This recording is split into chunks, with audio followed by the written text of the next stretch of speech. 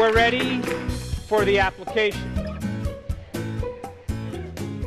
So, I am going to play some music, and we are going to do an open focus meditation. And I am going to ask you to become aware of the space between your eyes in space. And I want you to sense the space between your eyes in space. Now, did you hear me say visualize at all today? Never used that word, right? So, can you put your awareness in your left heel? Yes? Can you put your awareness in the hole in your left ear? Can you put your awareness under your chin? That's all I want you to do. That's it. And if you find your mind wandering to other stuff, simply become aware and return back to the present moment and just sense that space. You got it? So reason this with me. If you're sensing and you're feeling, you're not thinking, are you? Right? So if you're sensing, then you slow down your thinking analytical mind. You understand that, yes? If you open your focus, the brain will get very organized. That's exactly what we want to have happen. We want you to move into alpha, but not only just alpha, coherent, organized alpha. You got that, yes? So now some of you will be going like this.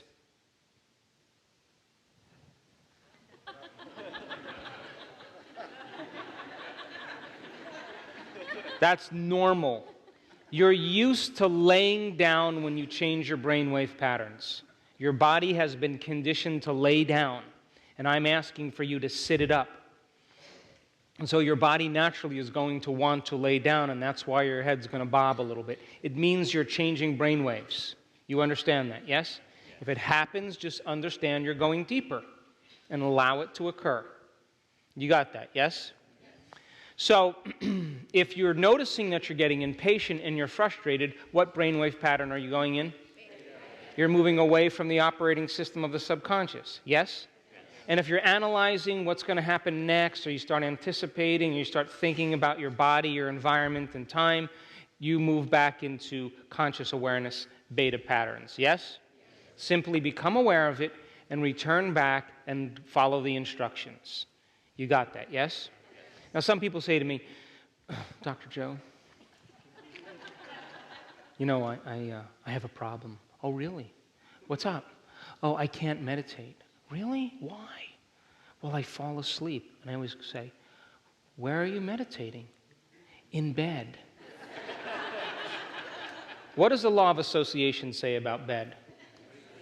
What does the law of repetition say about it? You go there every night. So if the law of association and law of repetition creates a neurological network, and a neural network is an automatic program, don't you know the moment you get in bed, you're going to want to sleep? Yes?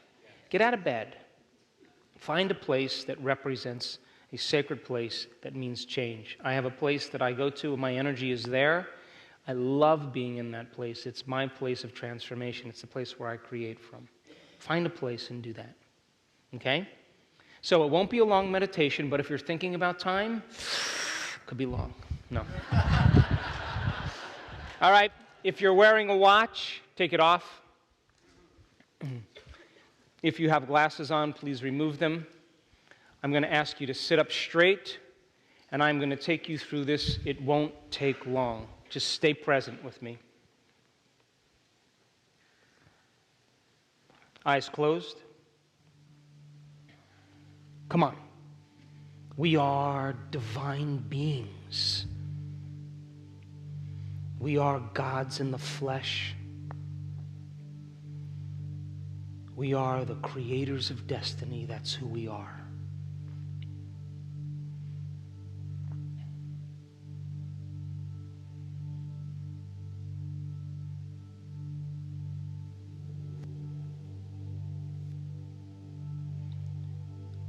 Now, can you become aware of the space between your eyes in space.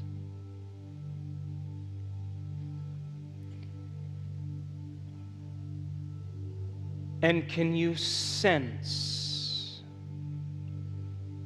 the volume of space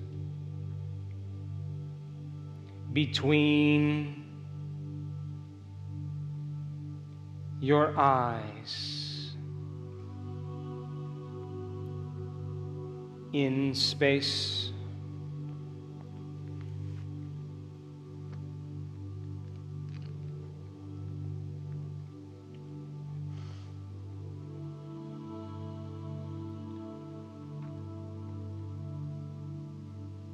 And now,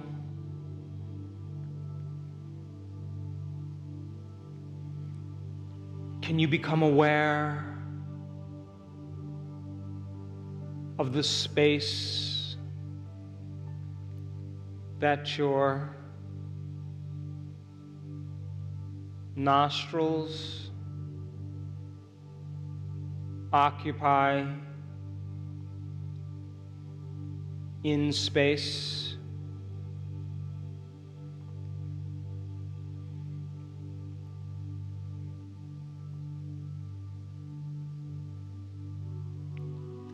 And can you sense the volume of space that the inside of your nose occupies in space?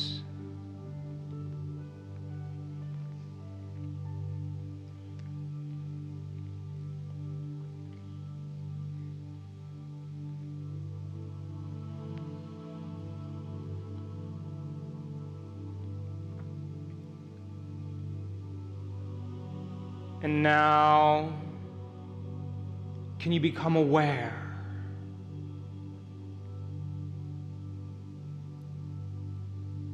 of the space between your ears in space?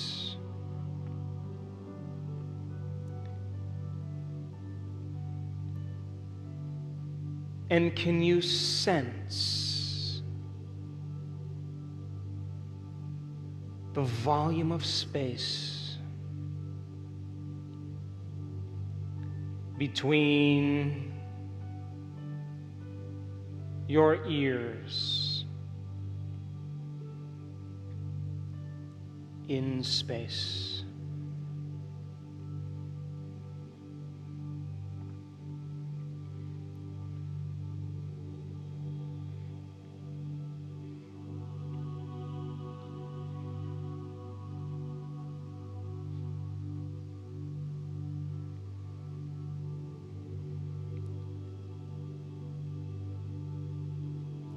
And now, can you sense the energy of space around your ears in space?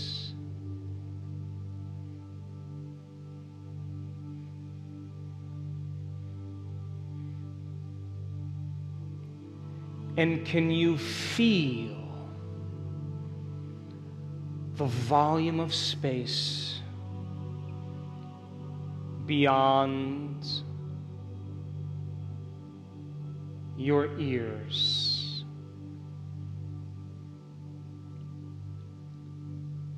in space?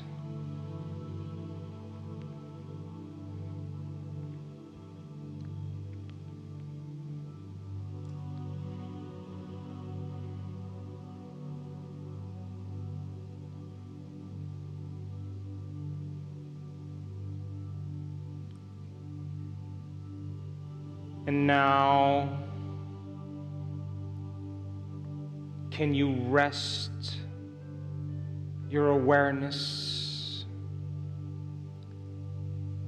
in the space between your tongue and the back of your throat, in space.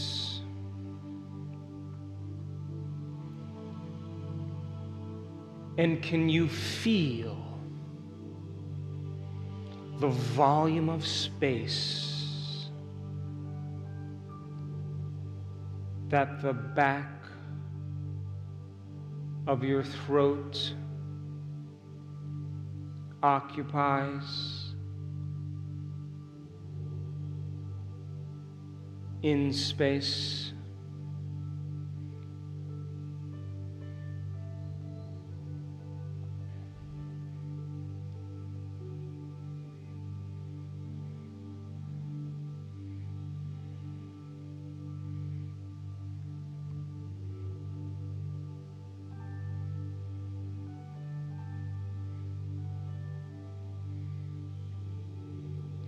And now, can you become aware of the space around your neck, in space? And can you feel the energy of space beyond your neck?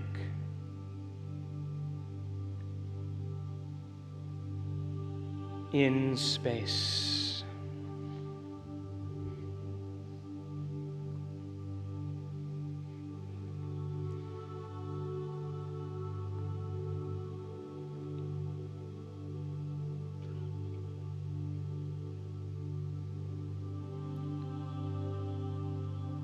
And now, can you rest your awareness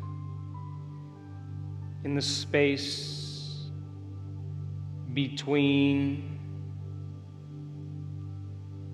your breastbone and your heart, in space?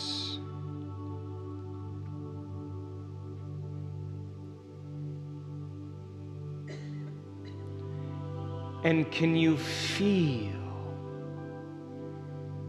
the energy of space around your heart, in space?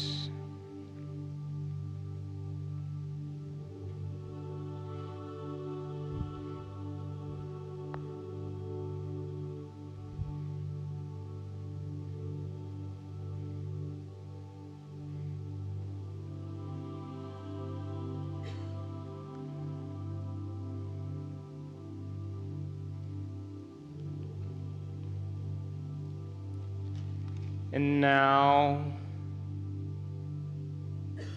can you sense the space beyond your spine, in space?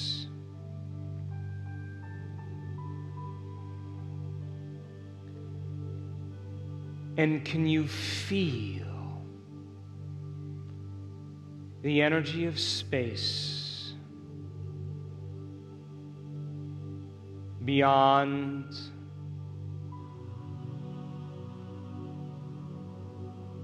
your spine,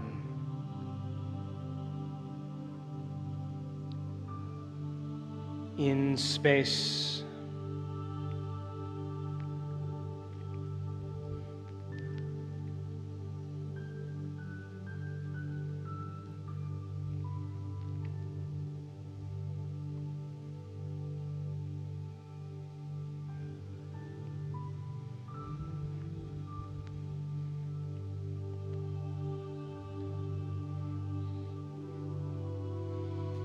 And now, can you sense the space beyond your shoulders, in space?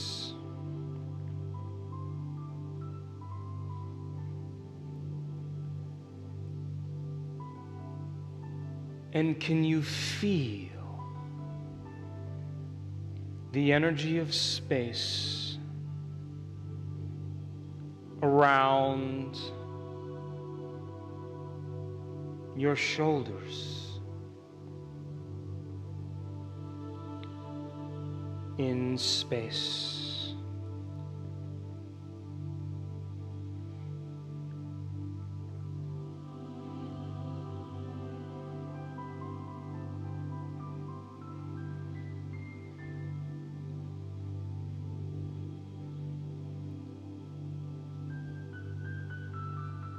And now, can you become aware of the space beyond your palms, in space?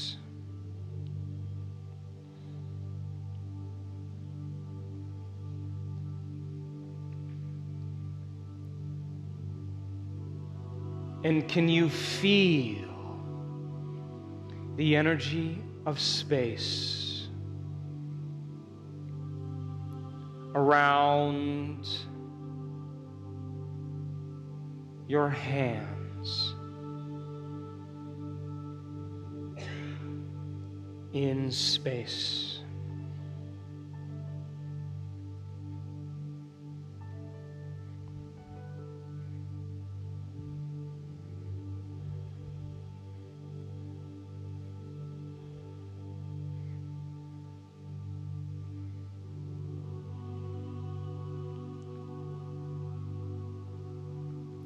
And can you become aware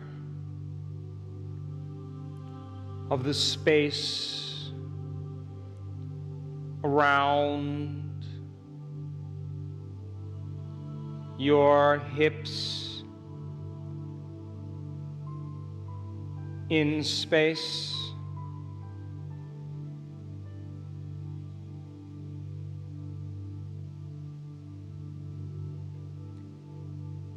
And can you feel the volume of space beyond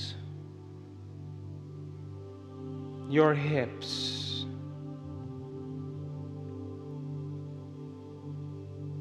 in space?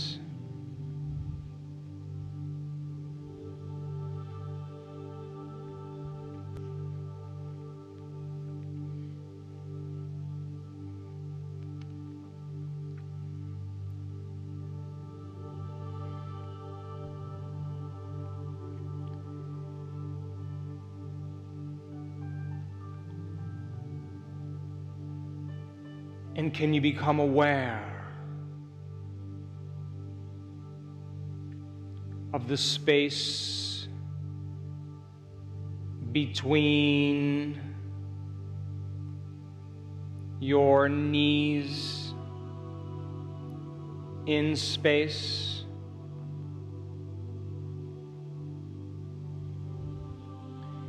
And can you sense the volume of space between your knees,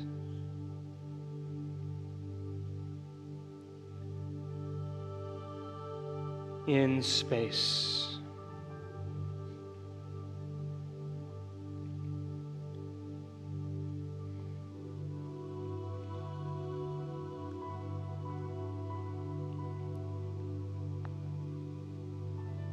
And now, Can you become aware of the space around your ankles, in space?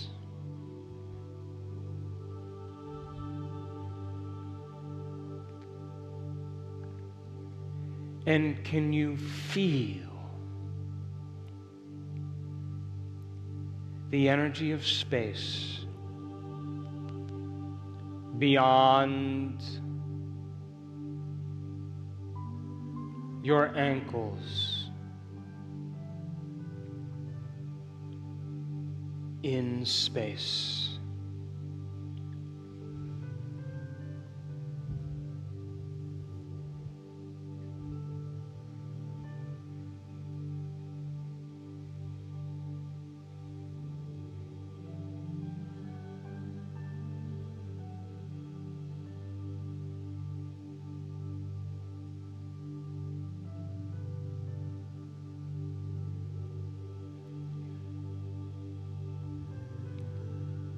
And now, can you sense the space above your head, in space?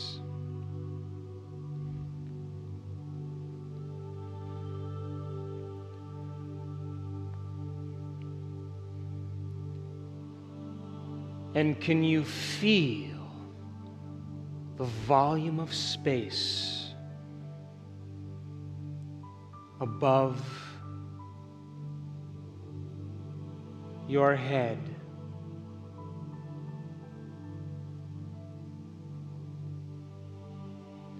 In space.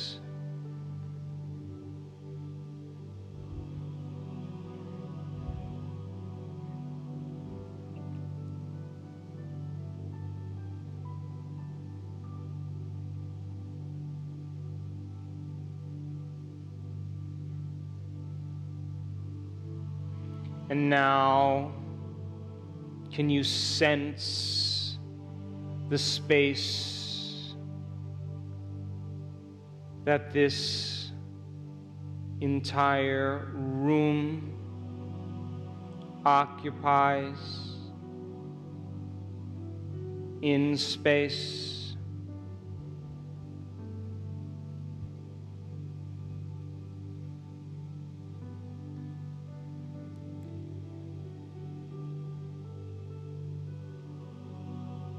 And can you feel the volume of space that this entire room is in all of space?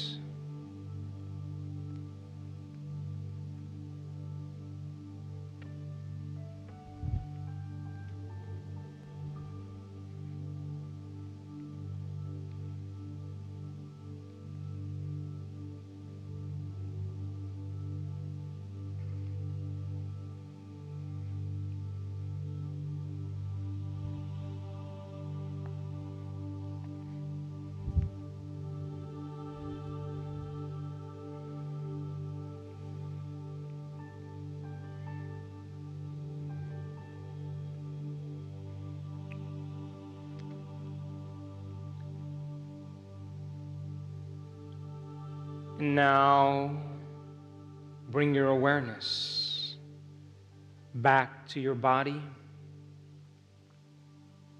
back to this environment, and back to this time. And when you're ready, you can open your eyes.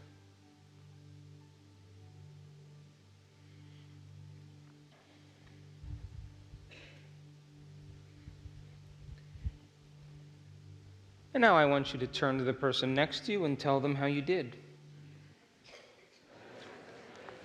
How many people in this audience lost track of time and space? You did.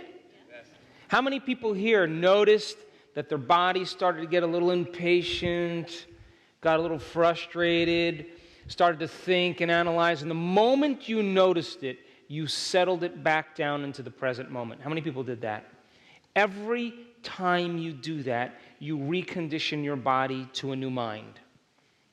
And how many people here started to anticipate what I was going to say next, or when is it going to be over, how long is this going to go? You started thinking about time, and you became aware of it, and you settled back down into the present moment, and you continued to open your focus. How many people did that? Every time you do that, you are mastering your body in some way, and you are freeing your body from the emotional addiction, because you are rider on the horse, and you are telling your body that you are now the mind. How many people understand?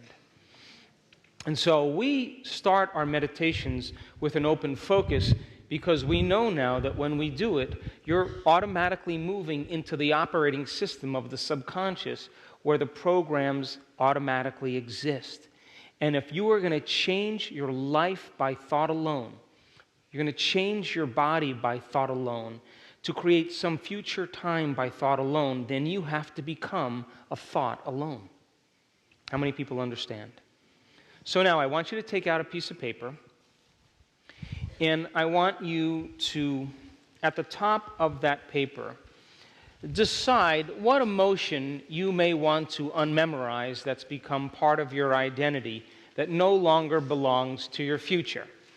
Now, it could be fear, it could be unworthiness, it could be insecurity, it could be anger, it could be judgment, it could be self-judgment.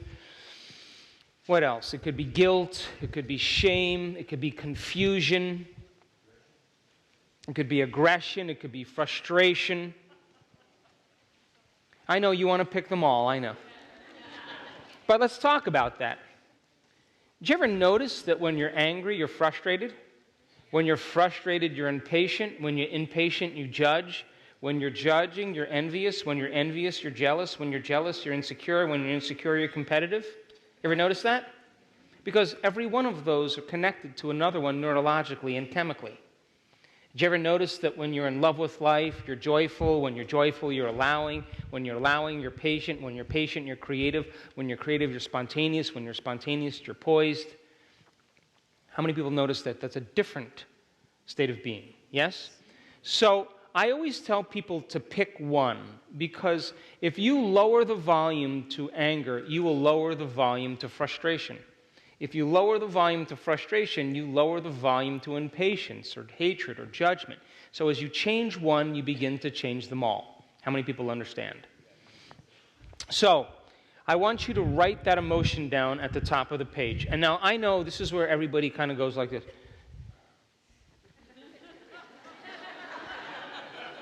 Look, they're all the same, yes? They're all survival emotions, right? So pick one, just as an experiment, and write it down. You got it? Really? All right, I'll give you another minute. Now, let's talk briefly while everybody is getting their emotion in order. The difference between feelings and emotions, okay?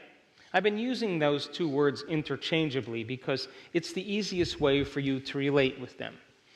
But feelings are a group of sensations. So if I feel hot around the neck and I feel my heart racing and my mouth is a little bit dry and I feel heated, I may all of a sudden look at all those different sensations, and the moment I name it as anger, it becomes an emotion. But it's an accumulation of different feelings. You understand that, yes? Yes. Who didn't get that? Let me say it another way. Every single sensation in your body, as it begins to react to something in your life, produces a physiological sensation. And that physiological sensation may be heat, it may be heart racing, it may be sweating, it may be a whole group of physiological things that occur to you. Yes? And the moment you notice all of these feelings going on simultaneously, you name it as an emotion, like fear, you name it as anger, you name it as hostility, frustration. But the emotion is a summation of different feelings. How many people understand that? When you sit down and do your meditation, what you're going to notice at times are different feelings, sensations, like a propensity to want to get up, a propensity to feel a rush of rage. That's your body trying to be the mind, right? And then the moment you look at it and say, oh, it's getting angry, you named it as an emotion, but up until that point, it was just a sensation or a feeling. You understand the difference? So then, write down an emotion that you want to change, that you've memorized that doesn't belong to your future. You got it written down? Now, here's an important question. How do you think when you feel that way? What are the thoughts that you fired and wired in your brain that are equal to that emotion that you believe is true? Because you only accept, believe, and surrender to those thoughts without analysis because they're equal to the emotion that you're experiencing. So you auto-suggest those thoughts equal to how you're feeling, and those thoughts slip by your awareness because you accept them to be the truth because they're equal to the emotion. You with me? Come on, you guys, come on. You got it? You didn't get it. It bounced off. So, if you're living by an emotion, you only accept the thoughts equal to that emotion. If you're feeling fear, then you are going to accept, believe, and surrender to those thoughts without analyzing them as if they were true, because those thoughts are being driven by that feeling. And that feeling is going to reinforce that thought. And that auto-suggestion is going to slip by your conscious mind and plant itself in the autonomic nervous system. So then the antithesis of that is you will not accept, believe, and surrender to any thoughts that aren't equal to the emotion that you're experiencing. How many people understand that? So then you would have to agree then, though, if you were to change your state of being and begin to change your emotional state, then you would auto-suggest and believe and accept and surrender to those thoughts equal to how you are feeling. Inspired, gratitude, appreciation, in love with life. That you would accept those thoughts equal to how you are feeling. You with me now? Yes. So then, write down a few thoughts that you think when you feel that way. You know, if you're impatient, you may have a thought like there's never enough time, or nobody gets me, or people take too long to get things done. What is the thought that you think when you feel that way? Because that thought begins to create the same feeling that drives the same thought. And you got to become conscious of your unconscious thoughts. How many people understand? So list at least 2 thoughts. If you're brave, you can list 3. Now, these are old circuits that you fired and wired in your brain that become a hardwire program, and now you're going to begin to observe those thoughts and begin to become conscious of them so you never go unconscious again. That thought won't slip by your awareness because you're conscious of it now. How many people are with me? So now, I want you to draw a line or underscore it, and then I want you to write down how you act or how you behave when you feel that way. What do you say? If you're suffering, do you complain? Do you blame? Do you make excuses? Do you feel sorry for yourself? Do you judge other people? What do you do? What do you say when you feel that way? Become conscious of your unconscious self so that you can retire it and leave it behind. Because as you observe it now and you become conscious of it, you are going into the operating system where it exists subconsciously and bringing it to your awareness so it never goes by unnoticed by you again. You with me?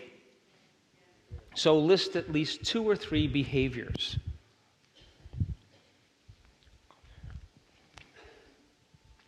Or habits. And now, I want you to list at least 2 other emotions that come out of that emotion. In other words, if you're impatient, and if that's what you're changing, do you get frustrated and do you get judgmental when you're impatient?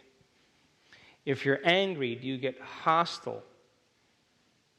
And pick two emotions that come out of that emotion, and I just want you to become conscious of those unconscious states of mind and body.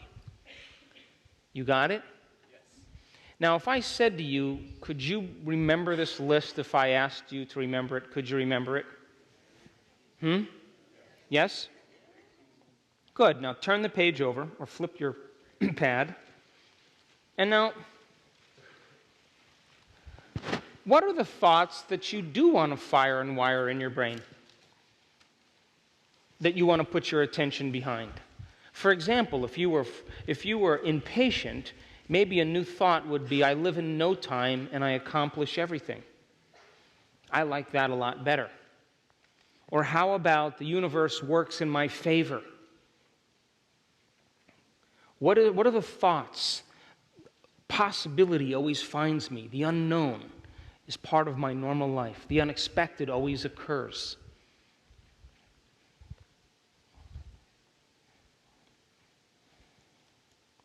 List at least 2 thoughts to 3 thoughts you want to fire and wire in your brain. If you are unworthy, you may say, I matter in the universe. My existence is important. I make a difference in the world. List at least 2 thoughts that you want to put your attention behind. Can you list at least 3 behaviors and begin to decide who you're going to be when you open your eyes? Plan your actions, what choices you're going to make, and if you're able to rehearse who you're going to be, isn't it the same as the piano players? Come on. If you're rehearsing what you're doing, aren't you installing the circuits in your brain ahead of the actual experience? And the more you rehearse it, the more the hardware is installed, the more it becomes a software program. So what behaviors and actions, steps, choices will you take from this new state of being? So if you remind yourself of who you no longer want to be, and you remind yourself of who you do want to be, then you would have to say then that you would have to begin to plan your actions and rehearse them so that you begin to change the brain and body to look like the experience has already occurred. You with me? I'm reminding you of this, yes? You've learned this already. Now, list at least 2 or 3 behaviors.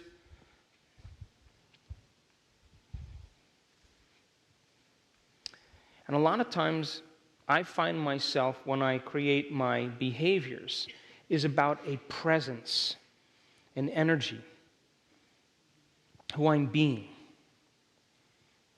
And then, what emotions do you want to live by? In other words, can you teach your body emotionally what it feels like to be abundant, to have all your needs met? Can you teach your body emotionally what it feels like to be a genius and have an unlimited mind? If there is an experience out there, then there's an emotion that goes along with it. So then, can you give your body a taste, a sampling of the future? And can you become so involved in your internal pictures, in your internal representations, that the thought becomes the experience, and you begin to produce the emotions as a result of that experience, and you go from thinking to being without doing anything? How many people are with me? So then, some people, now listen closely, some people will have to get the intention clear in their mind on who they want to be. And once they get the intention clear in their mind, then they begin to think about how they're going to act. And as they begin to think about how they're going to act, all of a sudden the emotion comes because the experience becomes real. Other people have to move into the experience of the feeling first. They have to feel gratitude. They have to feel joy. They have to feel what it's going to feel like and allow those feelings to drive thoughts and begin to plan behaviors. But it doesn't matter. Just move into a state of being. And when you move into a state of being, you are changing your energy and you're broadcasting a whole new electromagnetic signature. And that electromagnetic signature that you are broadcasting has to be a clear intention combined with an elevated emotion. Did you hear me? So then, this is what I should see when we get to the process of creation. I should see a little of this. Your heart should open and you should teach your body what it would feel like because you want to give your body a taste of the future. And I swear to you, if you can bring up the emotion ahead of the actual event, you are signaling new genes in new ways. How do I know that? I've seen it over and over again in one meditation. You with me? So if you understand that you can bring up the emotion ahead of the actual event and it signals new genes in new ways, then you're just like the maids who are understanding what they're doing. You put more intention behind it, you produce a better result. How many people are with me? So here's how the meditation is going to go today. We're going to do an open focus meditation, and the purpose of that is to create alpha, organized, coherent brainwave patterns so that your brain begins to work in unison. That psychic union that's created as different compartments of the brain begin to hold hands makes you feel more whole. And you'll get beyond your body, your environment, and time. And then I'm going to say to you, what was that emotion that you've memorized that's become part of your identity? You can't go to a new future holding on to the emotions of the past. And I'm going to ask you to recognize what that emotion is. And then I'm going to ask you to turn to the power within you, the giver of life, the great observer within you, who is your best friend, who knows everything about you. And it honors your free will. And it does not intervene unless you ask it. Because it understands that if you're happy being unhappy, it only endorses who you're being. So now you're going to turn within to this intelligence, and I want you to know that it is real. And I want you to know that you can't see it, you can't taste it, you can't smell it, you can't hear it. It is an invisible essence that's giving you life. And if you understand that it is real, and you begin to talk to it and admit to it who you've been, what you've been hiding, and what you want to change about yourself, you are laying it on the altar. And I'm telling you, this intelligence has the most amazing sense of humor. I can tell you that from experience. So you are going to admit to it who you've been and what you want to change about yourself. You are now interacting and developing a relationship with it. How many people are with me? Now, this is the hardest part of the whole day after that.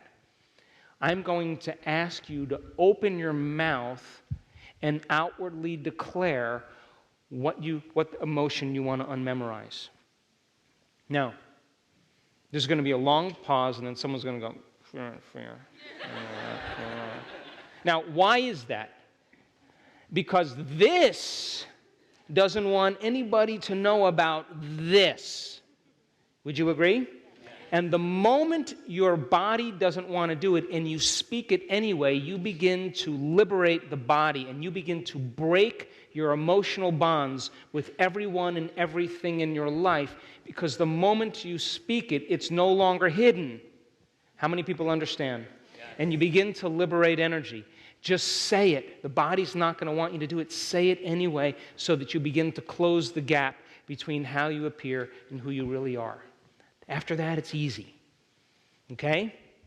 And then I'm going to ask you to turn to the power within you, the giver of life, and I'm going to ask you to surrender this emotion to a greater consciousness and ask it to resolve it in a way that's right for you. I love doing this part.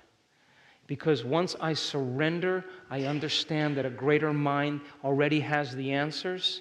And if I can give it up to a great parent, just like giving it up to a great parent, I'm going to allow it to take care of it for me. You with me? So you are going to open the door and let it go. And we have had people, the moment they've done that, 10 years of pain disappear in their body.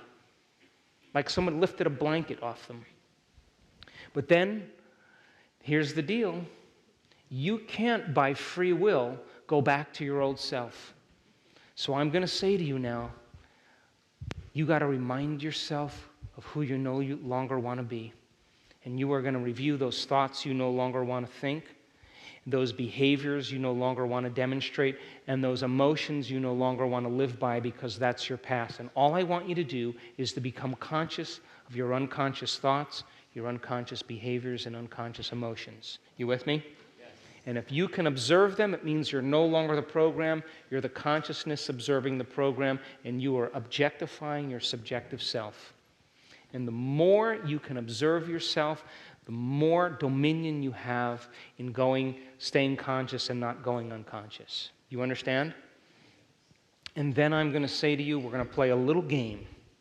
It's called the stop game, or we'll call it the change game. And I'm going to give you a series of 3 scenarios. In the first scenario, I'm going to say change. I'm going to say, here you are in your life, and all of a sudden, you start noticing that familiar feeling, and I'm going to say, what are you going to do? And I'm going to say, you say change. Change. And then the second situation that I give you, you're going to say change out loud with me. You got it?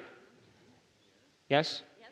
And then the last situation, I'm going to ask you, what do you say? And you're going to say change by yourself. Now, why are we doing that? We are creating conscious control.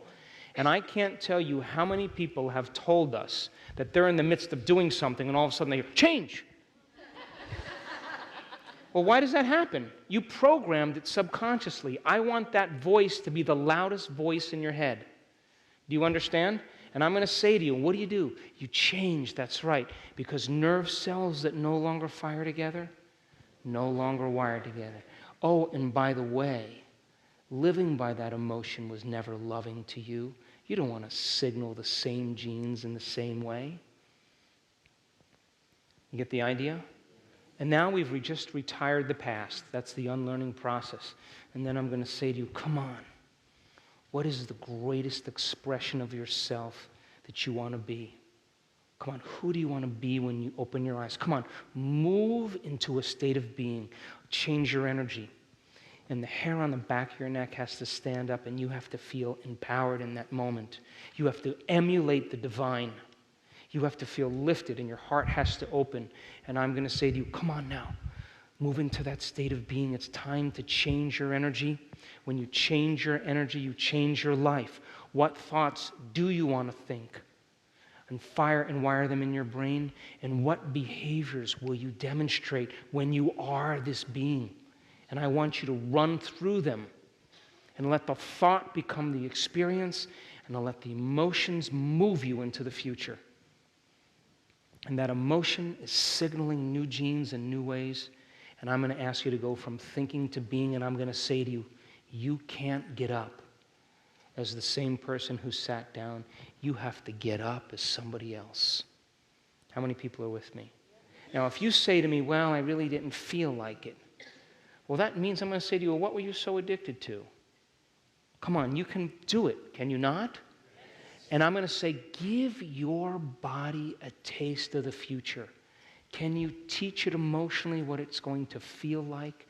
And just allow your heart to open. And the emotion that I use all the time is being in love with life.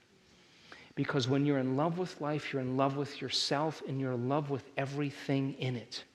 You listening? And if you can, I can't tell you how many people that create from being in love with life. And you know what they say to me? I'm having dinner with them, and they've overcome their disease or overcome their conditions, or they got this new job, and they say, oh, I got to tell you, I'm so in love with my life. I'm like, of course, you created from that state of being. And then I'm going to ask you to surrender it and let it go. And then just like the piano players, you're going to rehearse it and bring it up again. Why? Nerve cells that fire together, wire together. And you have to be able to bring it up on command at any moment. And you are going to move into that state of being and change your energy a second time. You got it? And you're going to get big. And you're going to broadcast a signal into the field. And that broadcast is, this is my future. And when I see your energy change, I'm going to say to you, now it's time to command matter. It's time to command a destiny. And if you are more energy and less matter, you are more wave and less particle, and you've surrendered that emotion, you have available energy. And now that available energy is for you to use to observe a new future. And I'm going to say, what do you want? Come on, a new state of being is a new personality. And a new personality creates a new personal reality. And all I want you to do is, if it's freedom, it's a pair of wings. You just see it and you say to the observer, take a look at that. That's my future. Empower my creation. What's next? If it's opportunity, it's a door. What do you want? If it's a new relationship, it's a big heart. I don't know, I'm making this up. If it's gold coins, whatever it is, I just want you to see it and command it. Not hoping, not wishing, observing it. And that is your future. And you are causing infinite waves of possibility to collapse into new patterns of information called a quantum event or experience in your life. And I can tell you that people have done it in a matter of moments. A lady in Houston, Texas, in an event in that beautiful Unity Church there, was sitting in the front row with her son. And her husband was wrongfully accused of a crime in South America. And he was in jail for over 5 years. And the 14-year-old son and her moved into a new state of being. And when it came time to command matter, they just saw that prison cell open. They didn't figure out how it was going to happen. They just saw the end result. They observed the destiny. And I was putting my computer away at the end of the event and signing books, and they were standing off to the side, waiting for me. And now, I've seen people, adults, emote. I'm used to that. But when I see a 14-year-old kid with his shirt soaked from crying, he's got my attention. And when I was finishing the event, she was sitting right here. She got up and ran out of the room right after the meditation, right after we finished the meditation. And she came up to me and she said, my husband was wrongfully accused of a crime. We're Germans, and we were living in South America, and he was in prison for 5 years, and my son hadn't seen him, and we just saw the prison cell open. And she said, I finished my meditation, and the phone rang, and it was my husband, and he called me up, and he said, I don't know what just happened. They just walked over, they opened the prison cell, and told me to leave.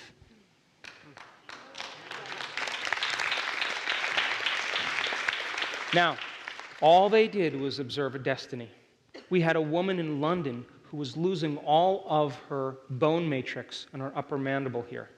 And she was losing so much that they couldn't put implants in because there was nothing to attach it to. And when she got to the point where she was commanding matter, she just processed the stream of consciousness. She just saw a dog's jaw, like, a dog with its teeth, the canines. She just saw that, and she knew that that was a strong jaw. Within 2 weeks, she went back for an x-ray. All of her bone remineralized in 2 weeks. And her teeth were moving back just by observing a destiny. Shall I keep going? Buddy of mine in London, he works as much as I do, and he came to the event, and when it came time to command matter, all he wanted to do was go on a vacation. That's all he wanted to do. And all he saw was he put his feet in the sand, and he said, I want to be with creative, fun, exciting people. He's walking me back to my hotel in Belgravia. I'm walking alongside him. The phone rings, and as we're walking, he's talking on the phone. He's a big Polish guy. He takes his hand and he puts it against my chest, and he pushes me against the wall like this, and I'm in the middle of London like this, leaning against the wall. And he's looking at me, and he's talking on the phone. He's, frowning. Well, one of his friends from the London Opera House won a trip for 4 people to Malaga in Spain. And he called him up and invited him to go in the next month. And he was bringing a playwright and a musician, and they were all going together. It happened on the way back to my hotel. So then when it comes time to command matter, you can't be a victim. You can't be guilty. You can't be uncertain. You can't be wishy-washy. You can't be hopeful. You have to be divine. And you have to be empowered, and you have to be unlimited, and you have to bless that future with your energy. And if you are creating with your own energy, then it has to find you. It's your energy. How many people understand? You are entangled to it. You got it, yes? But you have to change your energy to get to that state because you have to move into a new state of being. You have it? And then after that, I'm going to ask you to surrender it and give it up to a greater intelligence. Give it up and allow it to execute it in a way that's right for you. And then you're going to take your left hand and you're going to place it over your heart.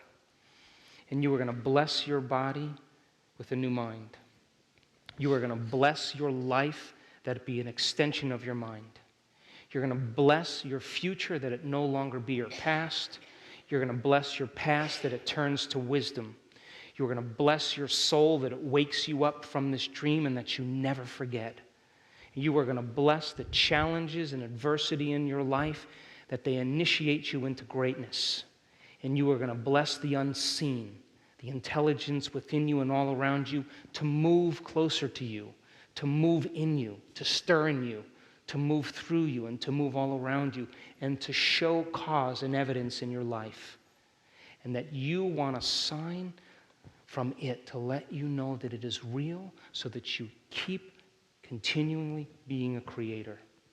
And then I'm going to say to you, and finally, move into a state of gratitude. I want you to give thanks for your life before it's made manifest.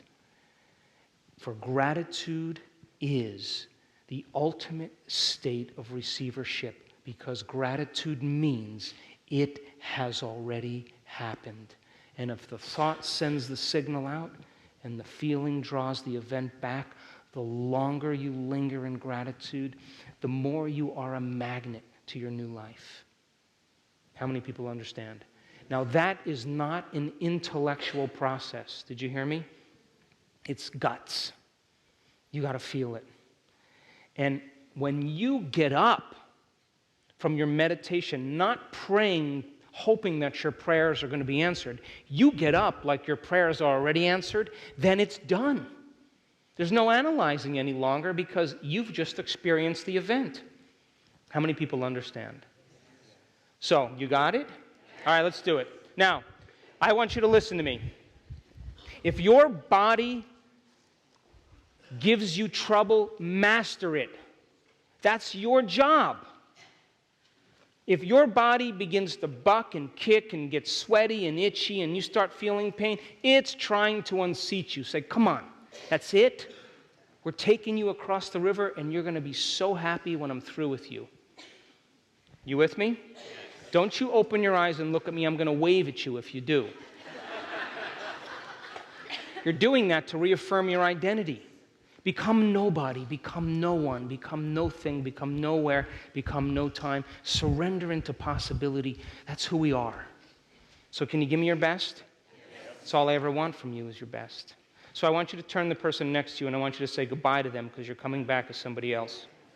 Can you stay present with me? Come on. People are doing the miraculous around the world and they're no different than you. It only takes a little enthusiasm and a little inspiration to be greater than yourself. And when you overcome yourself, you will impress yourself and you will feel so humble and so great at the same time. There's only one thing you want to do, and that's give. You want to contribute. You want to make a difference in the world because all your needs are met in that moment and you feel connected to something greater. That is the natural state of being. That's who we really are. But we have to cross the river to get there. You with me? If you're wearing glasses, please remove them. If you're wearing a watch, take it off. Please sit up straight. Here we go.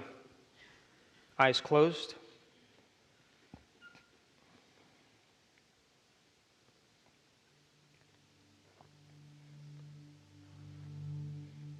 Come on. We are divine beings. That's who we are. We are gods in the flesh. We are sentient beings, creators of destiny. To be greater than your body, to be greater than your environment, and to be greater than time means you are the master of your body.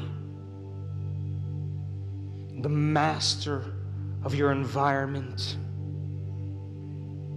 and you are the master of time.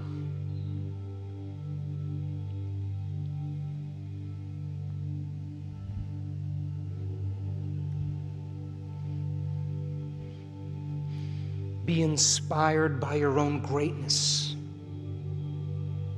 It's in you.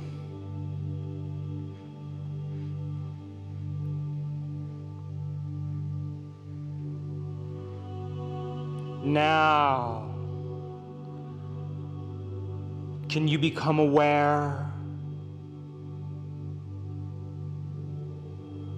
of the space between your temples in space?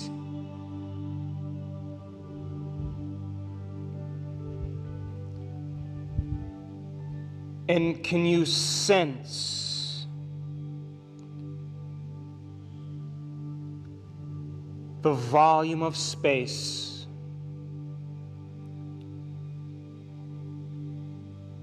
between your temples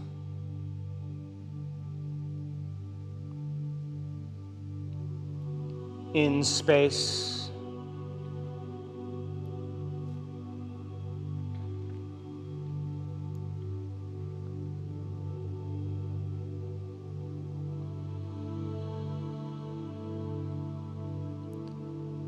And now, can you rest your awareness in a space in the center of your head, in space?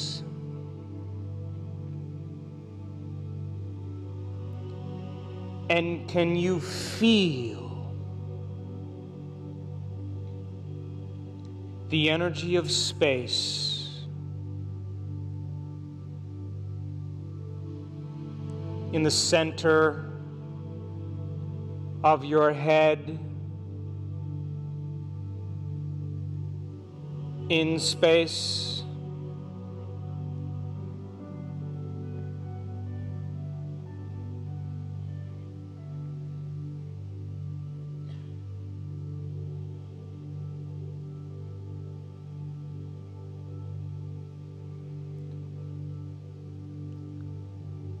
And now, can you become aware of the space under your tongue, in space? And can you sense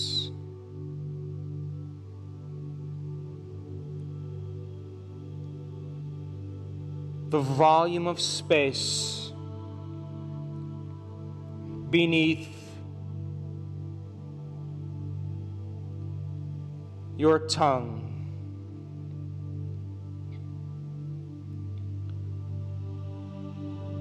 In space.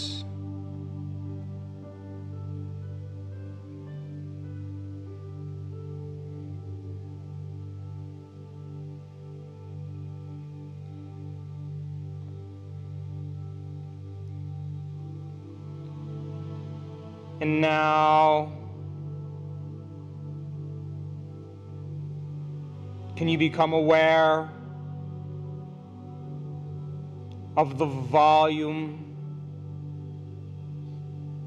of space that your entire head occupies in space?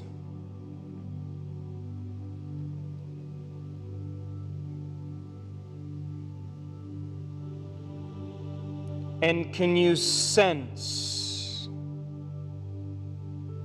the energy of space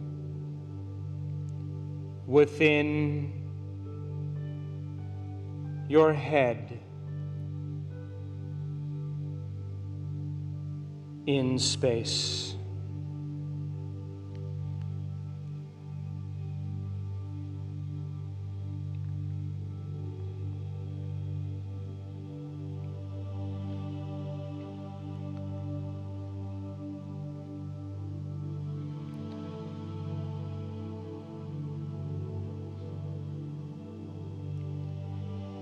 And now, can you become aware of the space around your head in space?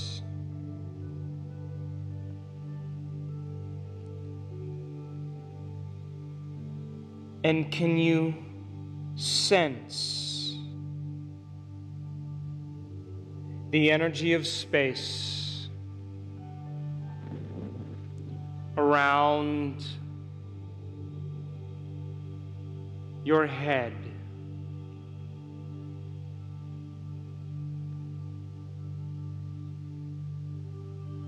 In space.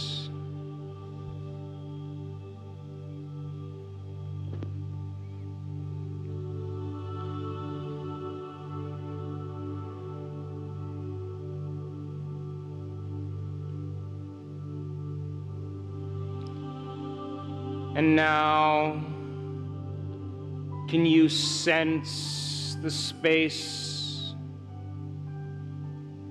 under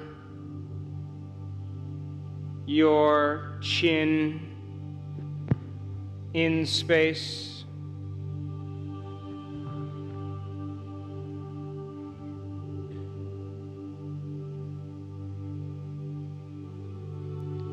And can you feel the energy of space around your throat in space?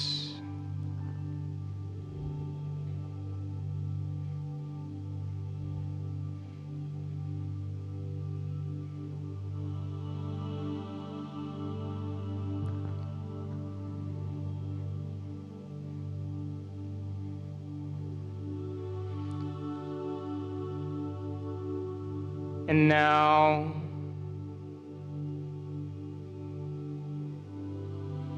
can you sense the space beyond your back in space?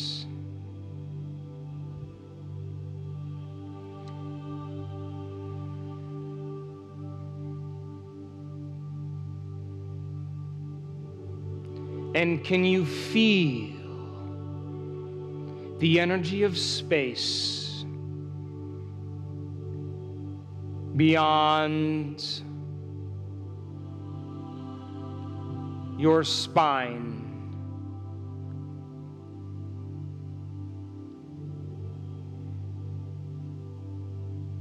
In space.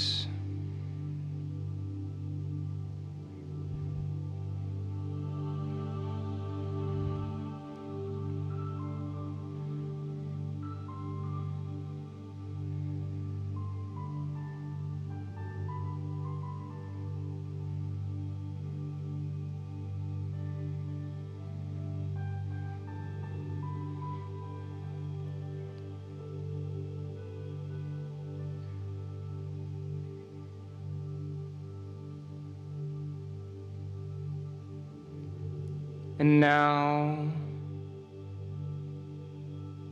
can you sense the space beyond your chest in space.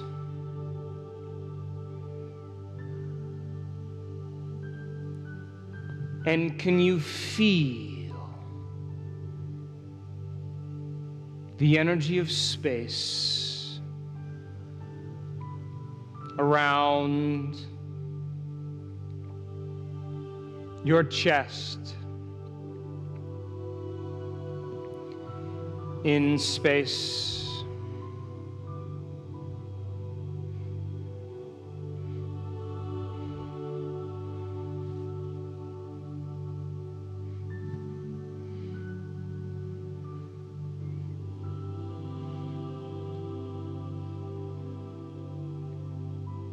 And can you become aware of the space between your thighs, in space?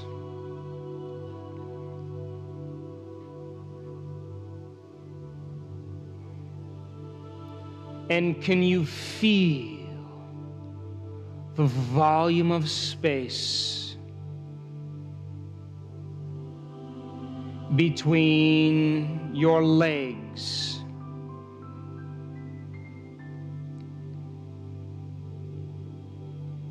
in space?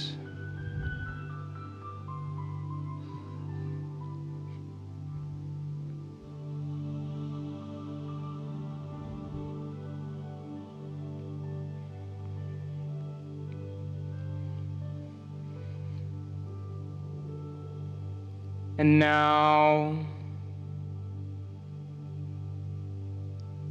can you sense the energy of space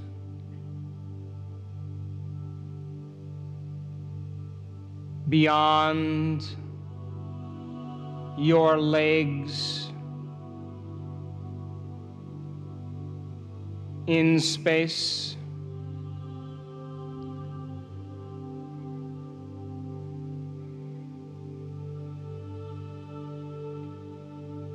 And can you feel the volume of space around your legs,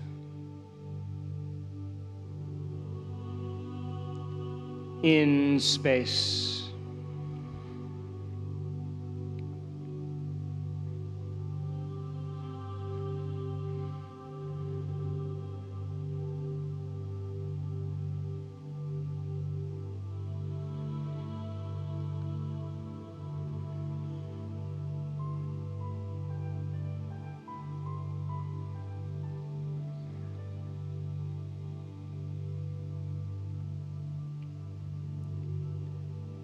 And can you become aware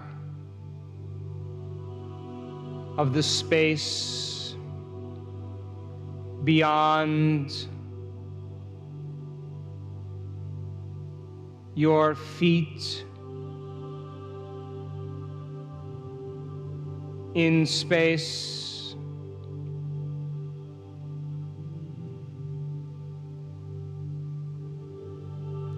And can you sense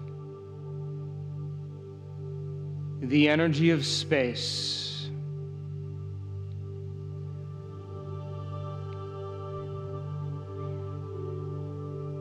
around your feet,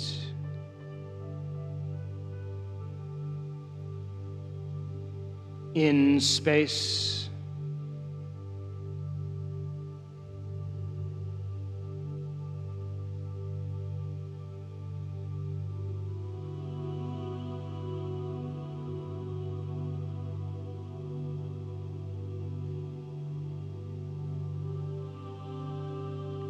And now, can you become aware of the space between your shoulders and the walls of this room in space.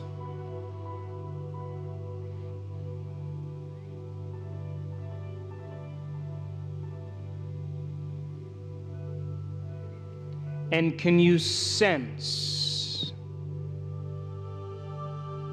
the width of space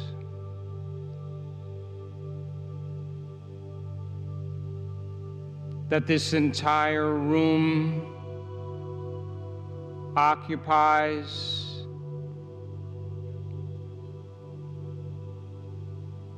In space?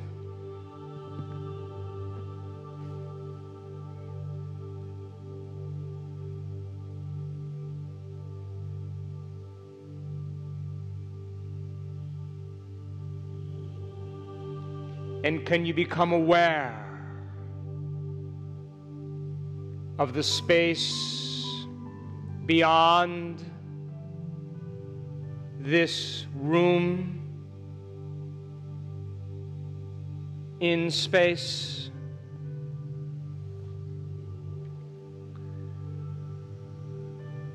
And can you sense the energy of space around this room?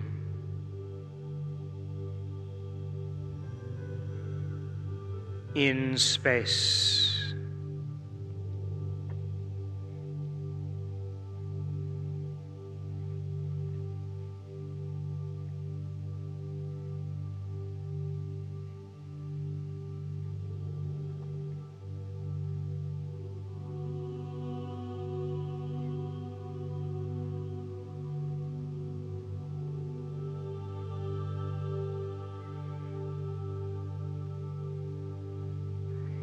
And can you become aware of the volume of space that all of space takes up in space?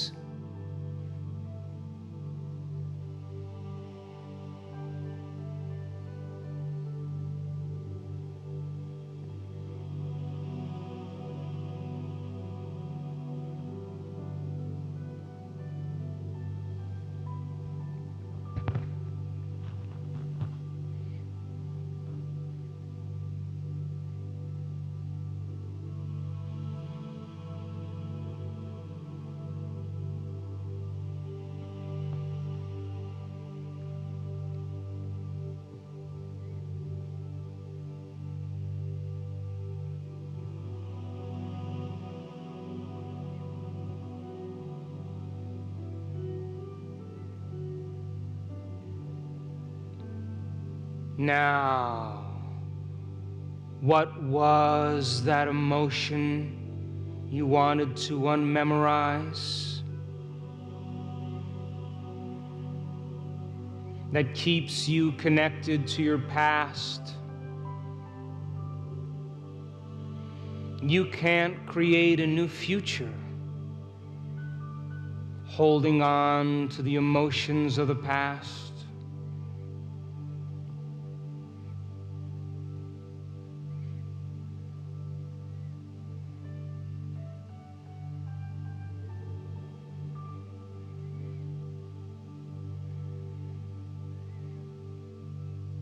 And now there is a power within you, the giver of life, the observer,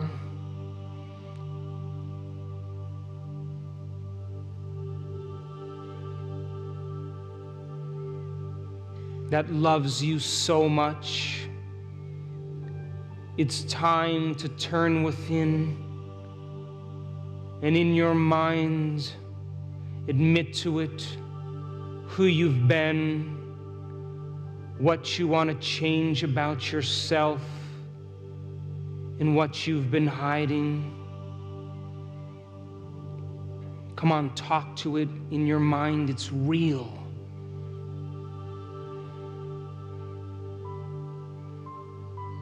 Develop a relationship with a greater consciousness.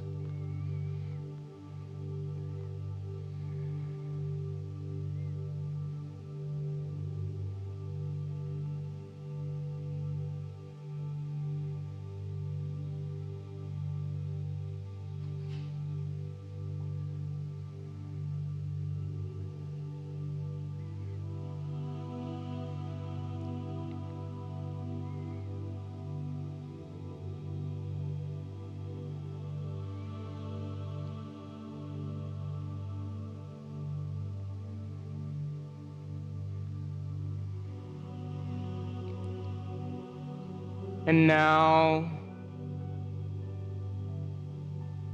it's time to declare that emotion and free your body,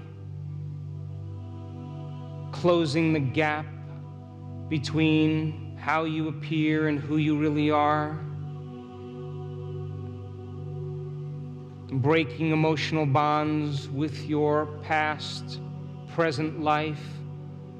Come on, open your mouth and say it. Declare it. Beautiful. Freeing the body from the mind. And now it's time to surrender this emotion to a greater consciousness, to lay it on the altar and give it up to a greater authority,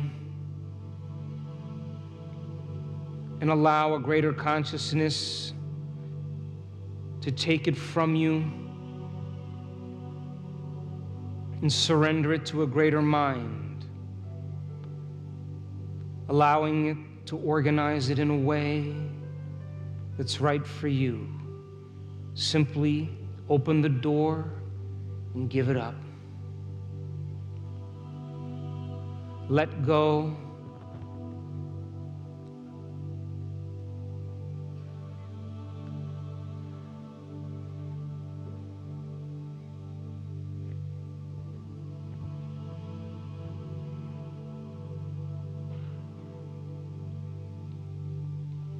Surrender that part of yourself to a greater mind.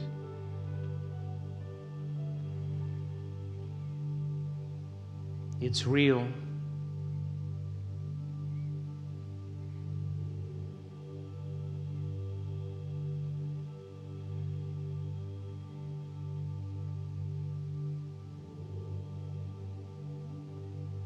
And now it honors free will. So before we create a new future, it's time to become conscious of those unconscious thoughts so that you may never go unconscious again. To remind yourself of those habits and behaviors that are driven by this emotion.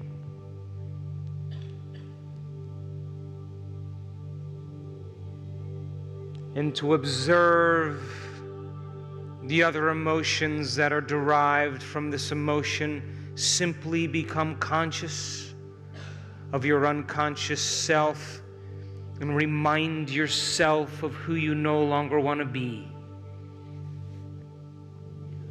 What thoughts you no longer want to think.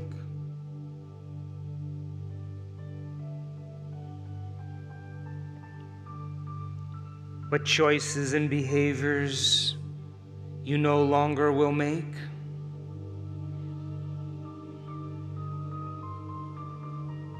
And what emotions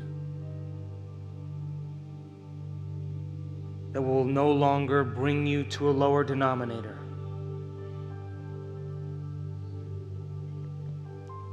Simply observe the old self.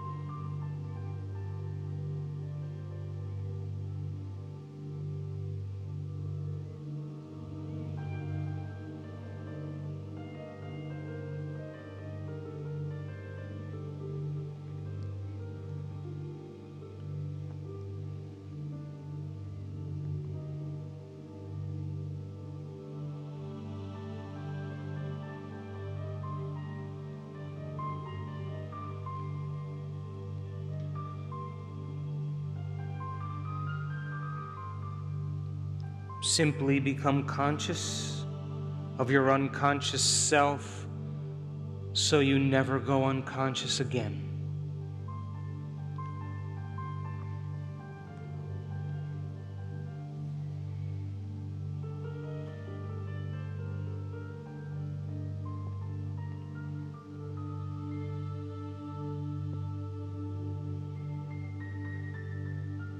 And now it's time to play the change game. First situation, I say change. Second situation, you say change with me. And in the last scenario, you say change by yourself.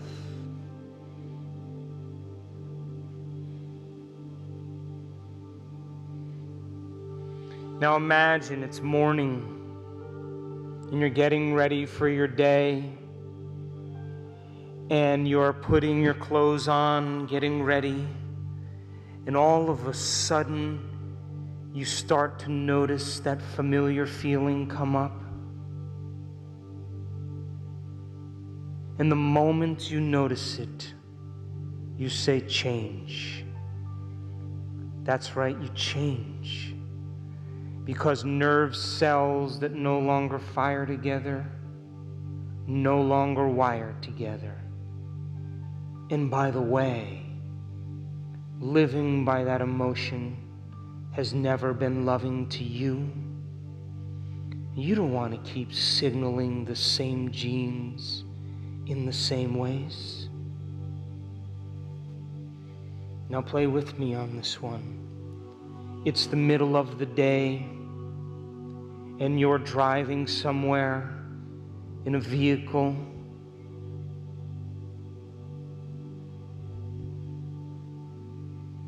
And as you're driving along, all of a sudden you start to sense that familiar feeling come up. And the moment you sense it, what do you say? Change. That's right, you change.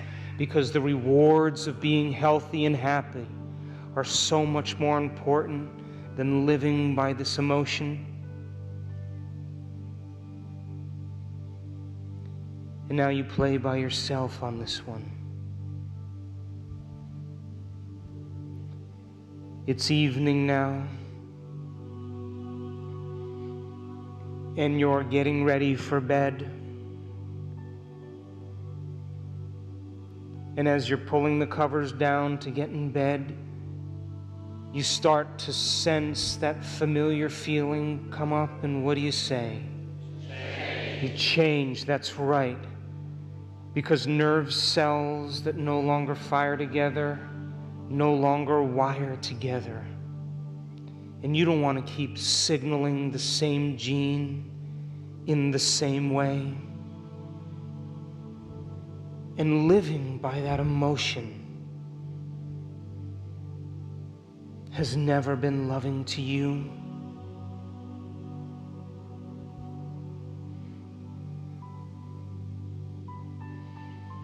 Now come on, it's time to move into a new state of being. Come on, who do you want to be when you open your eyes?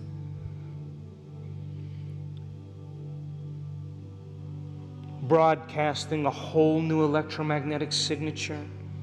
It's time to marry a clear intention with an elevated emotion. What thoughts do you want to fire and wire in your brain?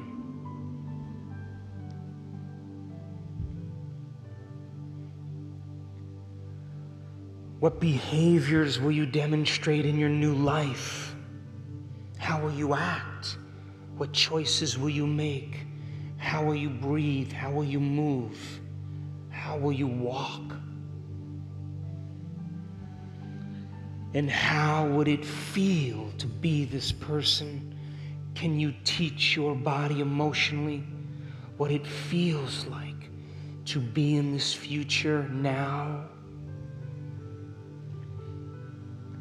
Come on, let the thought become the experience in your mind and be moved by the emotion of that experience, signaling new genes in new ways, changing your brain and body ahead of the experience. Come on. Open your heart and allow your body to respond to a new mind.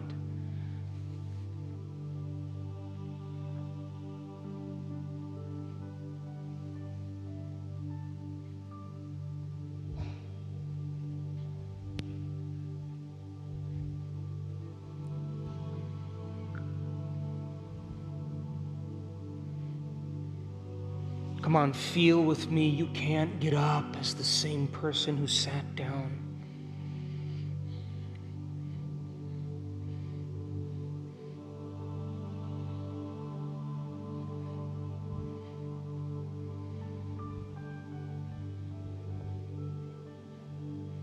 Give your body a taste of the future emotionally.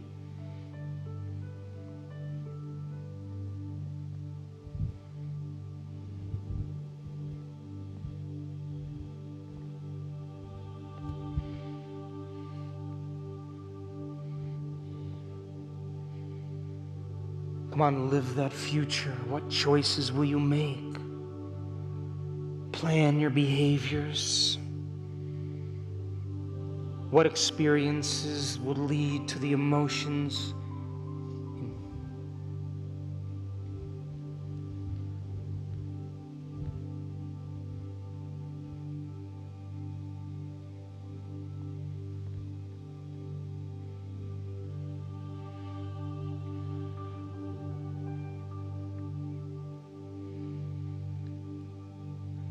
Beautiful, and for a moment now, surrender your creation to a greater mind.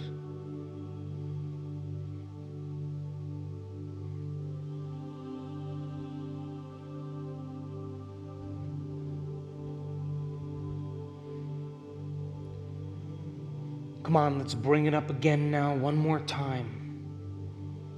Come on, be defined by your vision of the future. Move into a new state of being and change your energy.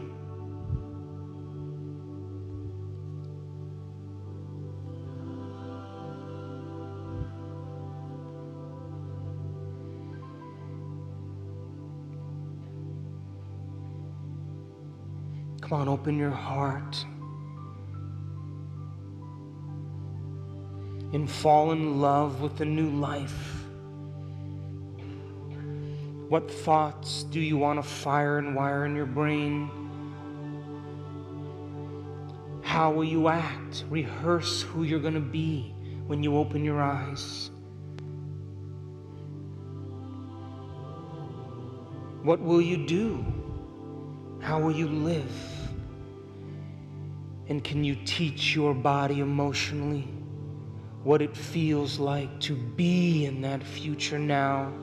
Signaling new genes in new ways.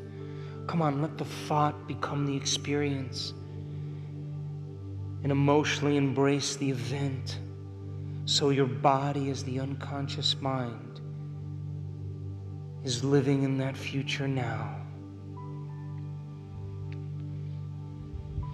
Move into a state of being.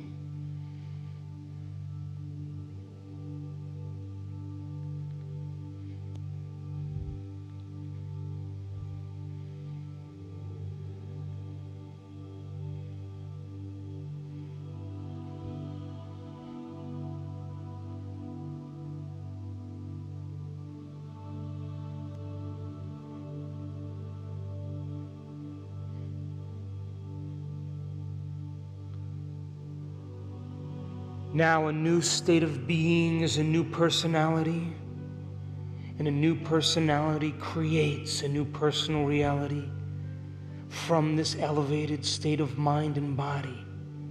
It's time to command matter.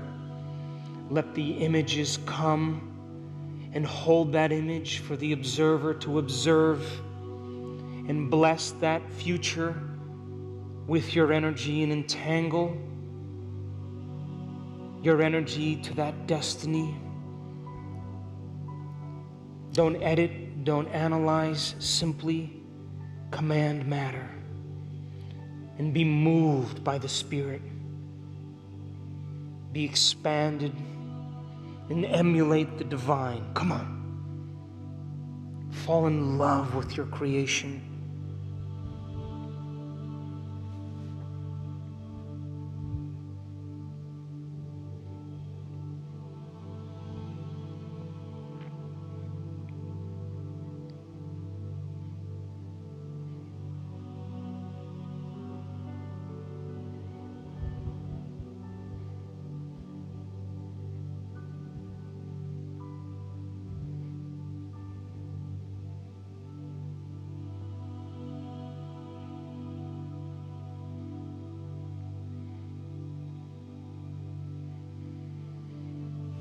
You, as the quantum observer, are collapsing infinite fields of energy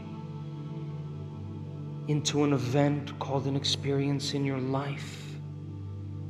But you have to be more energy and less matter to do it.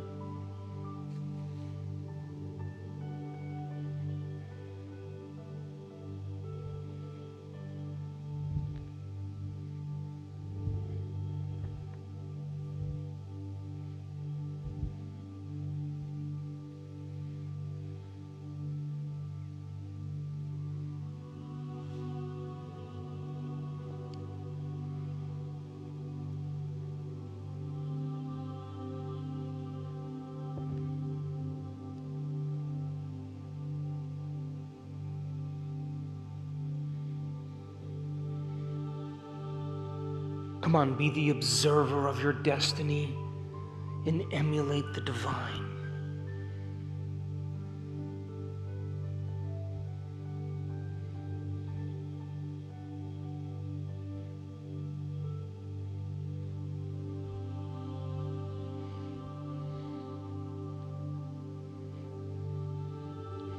Beautiful.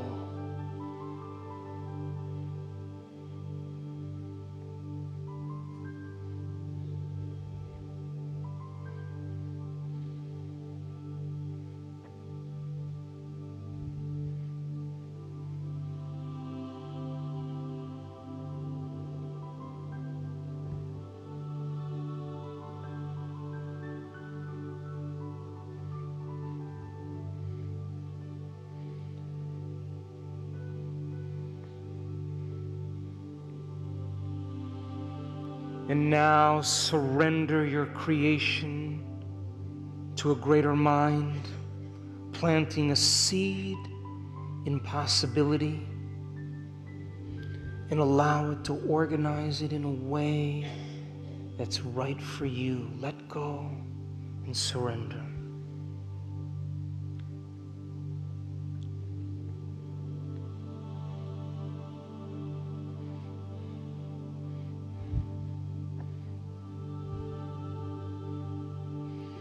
To emulate the divine is to be divine. To emulate the Creator is to be creative.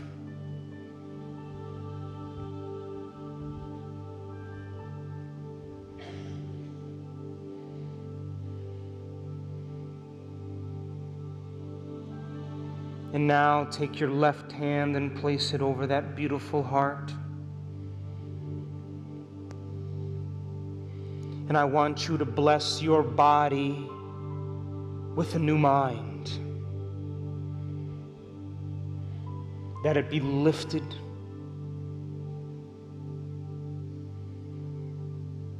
To bless your life, that it be an extension of your mind.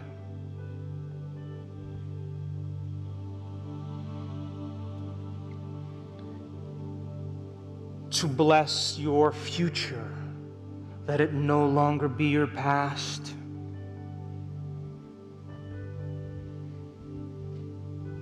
To bless your past, that it turn to wisdom.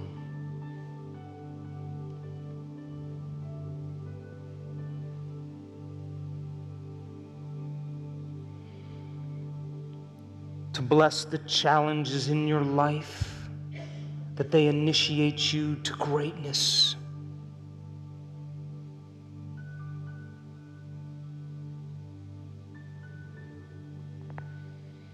To bless your soul, that it wake you up from this dream.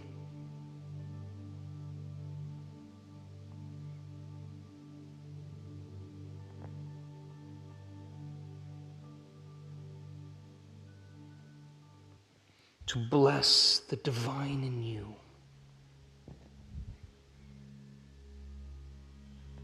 That it move in you. That it move through you. And that it move all around you. And that it show cause and evidence in your life. That it show you a sign in some way that you made contact with it, to let you know that it's been paying attention to your efforts.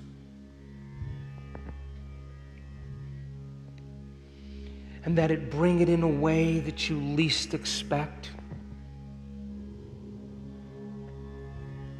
That it surprise you and leave no doubt that it's come from this mind.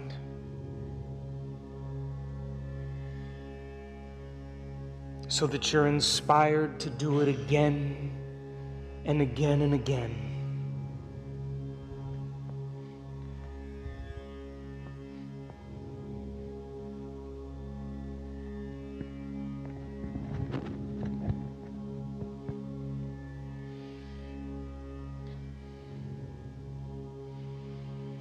Now, if the thought sends the signal out and the feeling draws the event back, I want you to move into a state of gratitude.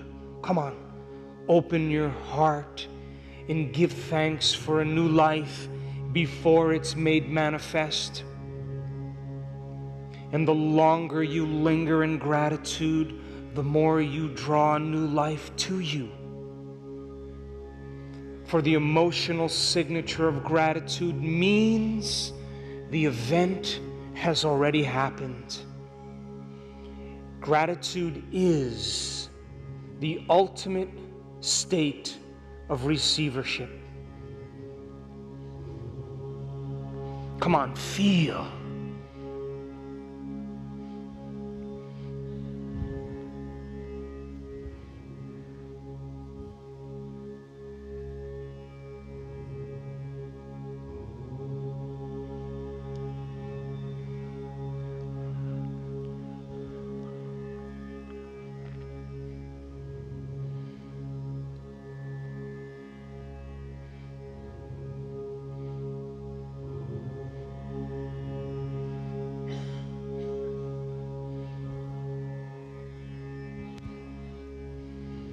We are the magnificent ones.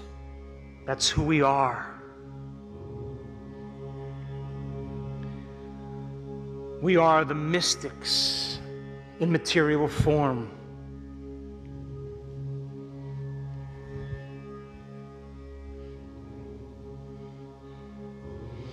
We are the creators of destiny. That's who we are.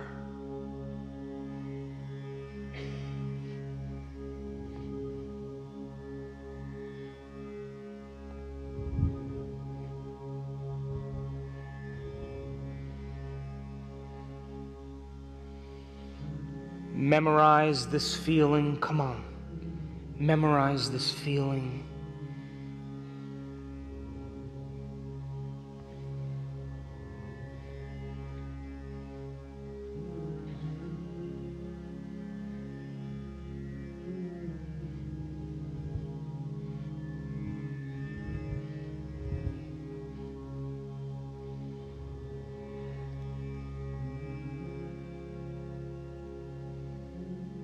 Beautiful.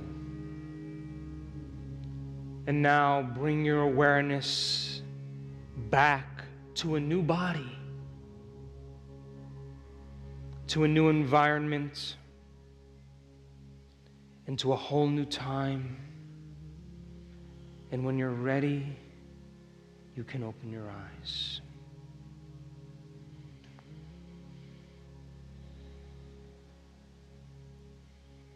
Now I want you to find someone and embrace them and smear that wonderful energy all over them.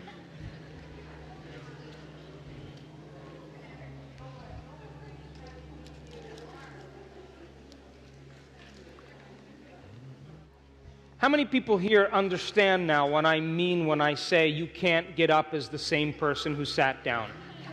You understand that, yes?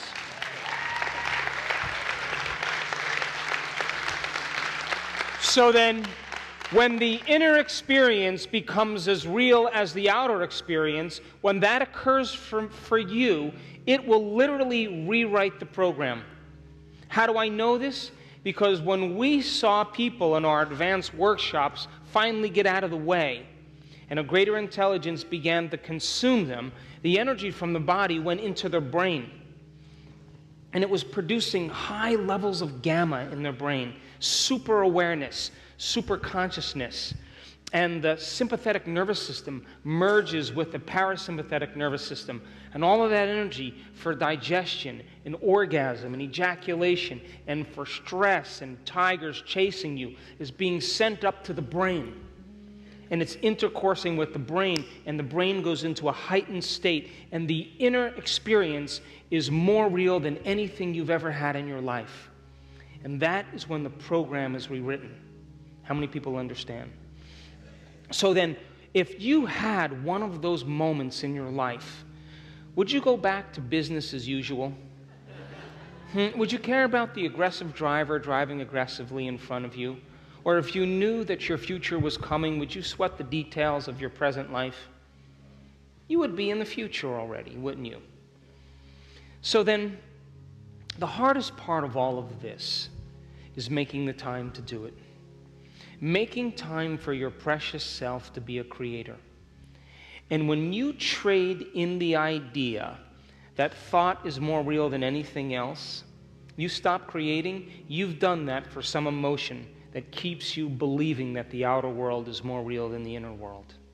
How many people understand? And you know what? I don't really care if you stop doing it. What I care about is if you start again. To me, that's greatness. Is that you get back on and you start over again. And that unworthiness or guilt or shame or all those emotions, you either have a choice to manage your energy properly, because where you place your attention is where you place your energy. And if you're putting your attention on those emotions, and those emotions are a record of the past, then you're putting your energy in the past.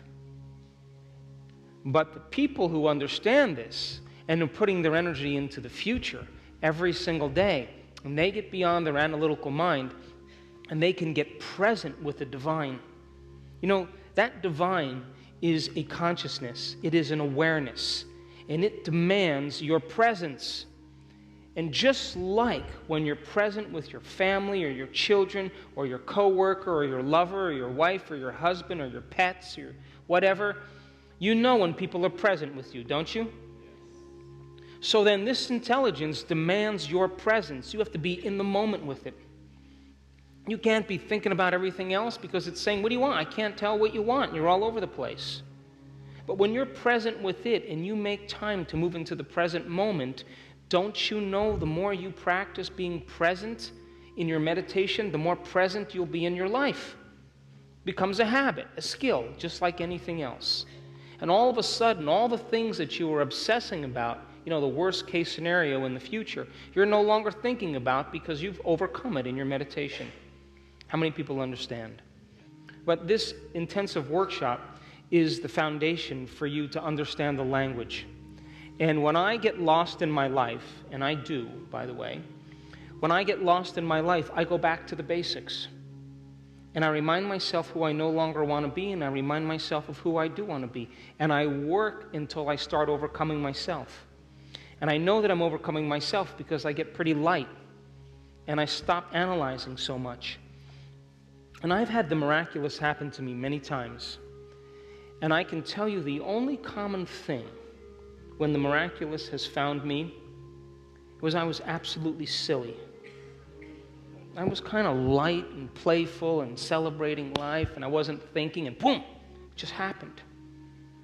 Because that's the exact state of acceptance. I'm celebrating life, and of course, life celebrates me. So then, the moment you start analyzing and thinking about when it's going to happen or where it's going to happen, you just return back to the old self. So then, to get up from your meditation and maintain a modified state of mind and body your entire day is called greatness.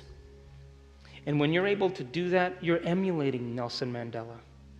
You're emulating Joan of Arc. You're emulating Queen Elizabeth I.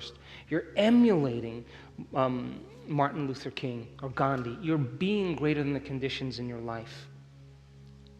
And when you do that, as I said last night, you give people permission to do the same.